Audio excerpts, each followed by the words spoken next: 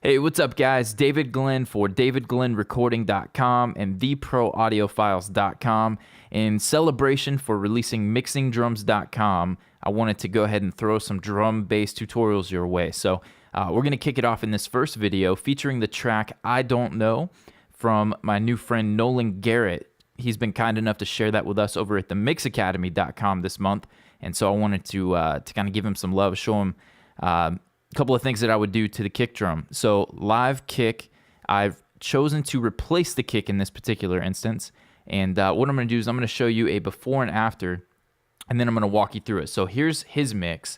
This is released on iTunes. Go show him some love. I'll throw a link in the description for you guys. But this is the track I Don't Know as it is on iTunes. But it ain't easy when your mind don't work like that. Okay, and then here's my mix of it for the Mix Academy. But it ain't easy when your mind don't work like that. When I was younger, seems like yesterday I had no worry. Okay, I should say my rough mix. I still have to do some cleaning up of it. But anyway, so the disclaimer as a mixer. The kick drum. So I took quite a bit of a different direction, and could be good, could be bad. It's totally a taste thing. Give the same song to 10 different, A-list mixers, B-list mixers, whatever. You're going to get 10 different results. But anyways, let's break down this kick drum. So the before of it sounds something like this. Let's solo it. I'm going to bypass everything. And actually, it wouldn't be fair to exclude the sub kick. So we're going to bypass all of the processing on this sub kick and the kick.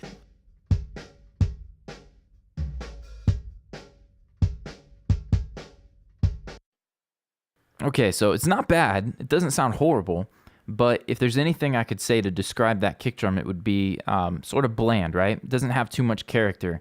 It may have been EQ'd a little bit or whatnot, but I could hear this kick having some saturation, having some drive to it, a little bit more punch, a little bit more oomph.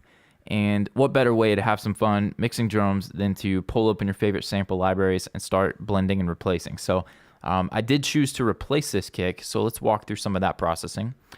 First off, I'm going to mute this sub kick for now just so you can hear what I'm doing. And I've got a kick I pulled in from the That Sound library over at iwantthatsound.com. And this is a drop kick from the Darren King collection. And I don't know that I touched it other than to reduce the room mics maybe a little bit. Let's check this out.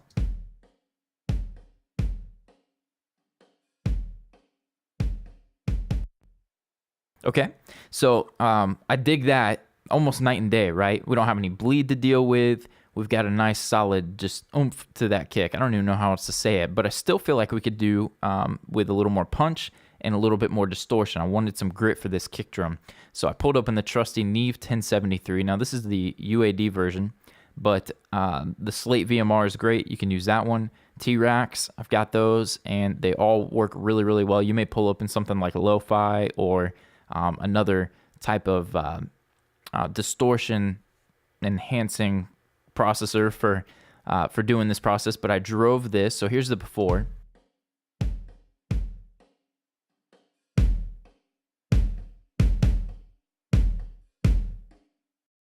Okay, quite a volume difference, so forgive me for that, but hopefully you can hear that there's quite a bit more drive, distortion, and character now into that drum. And moving on from that, I've got an EQ, and because I'm using a sub-kick mic, or I created a sub-kick mic, the processing, the first step for me was to remove a little bit, not completely get rid of the lows or the subs, but to kind of pull those back a little bit. And so let's hear that before and after.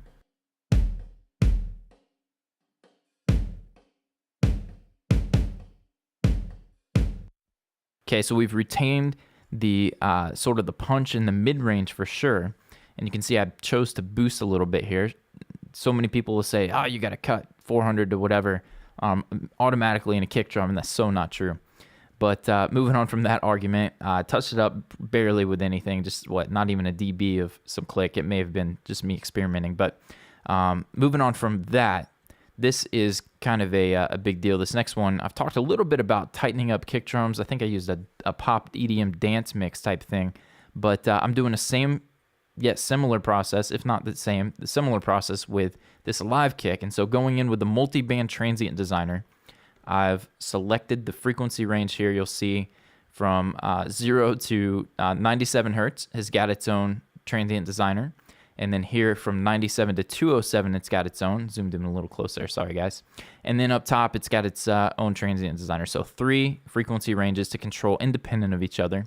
And in the sub region below 100 hertz or so, I'm boosting the crap out of the attack, and I'm cutting sustain like a beast. You can see that's like minus 12. I want you to hear the difference between that. I'm going to solo just this low band here, and we're going to listen in. So what do I got that? Like 6.5 and minus 12. Let's hear the difference here.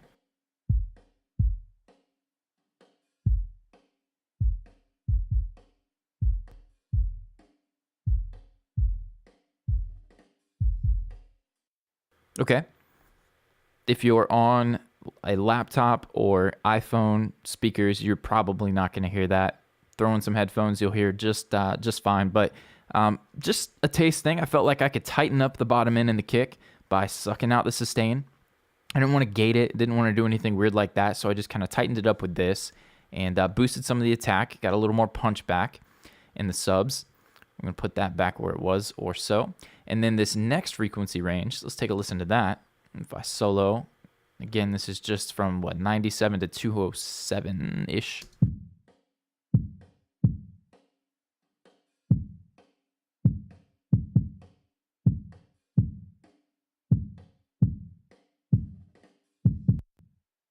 Okay, so it's subtle, but it's there. A little bit of punch, a little bit of sustain coming back. And I didn't really do anything to the top end. So let's bypass this and let's hear the difference before and after.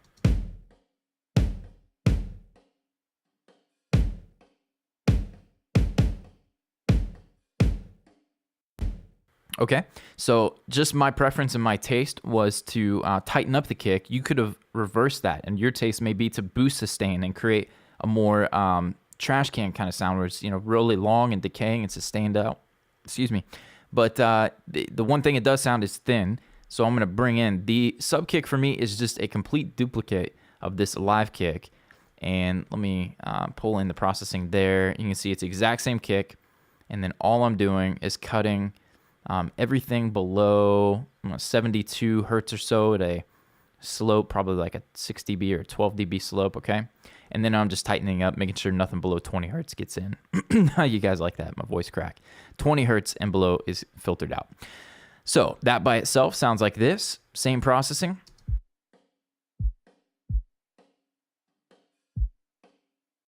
Okay, kind of weird by itself, right? But I just wanted a little bit of sub kick. If you're driving down the road, I've mentioned that before, just a little bit of lift in the bottom end. And then together, we're going to play it first without the sub kick, and then we'll blend it in.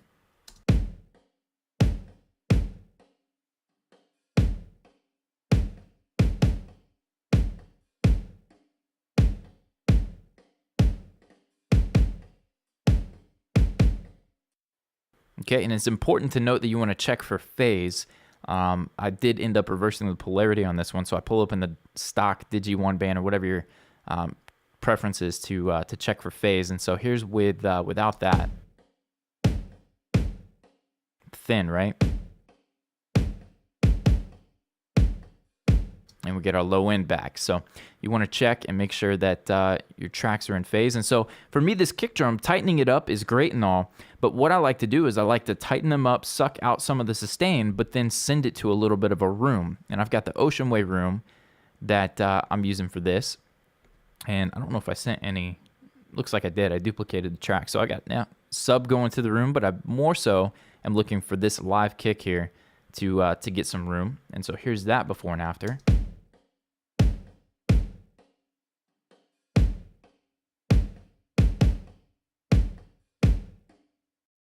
Okay, and that helps a lot if you've got a kick drum where the song breaks down and it's just like the kick, like a country song or a 4 on the floor or something where the kick is just going on its own. It can really help sometimes to send the kick to a room and automate the room up for those, 4 or 5 bars and then put it back down. But I've got some room into it. I think it sounds good. That's my side chain. I think I've covered that. We'll talk about that more in another tutorial. But that is the kick. The only other thing contributing to the kick sound would be I have an Ocean Way instance down here where I've sent it to SansAmp, and then I'm filtering out some stuff that I didn't like. Let's take a listen to the kick with and without that. Now that is using the live sounds, not sending the kick into that per se. That's coming from like the overheads. But let's hear it.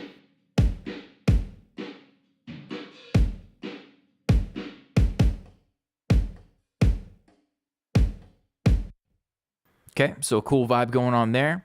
And that, ladies and gentlemen, is the kick drum for this song, I Don't Know, featuring Nolan Garrett. So go check out themixacademy.com if you want to mix this song and get your hands on the files and all of the tutorial training for that. And if you have any questions on how I'm processing this, any other things you want to see, go check out mixingdrums.com. And then feel free to email me if you have any questions, david@davidglennrecording.com. And we will catch you guys soon. Feel free to like, subscribe, share this with your friends if you dig it, if you're learning from it. Spread the word. It helps us, helps more people. And we appreciate you for it. So thanks, guys. Catch you on the next one.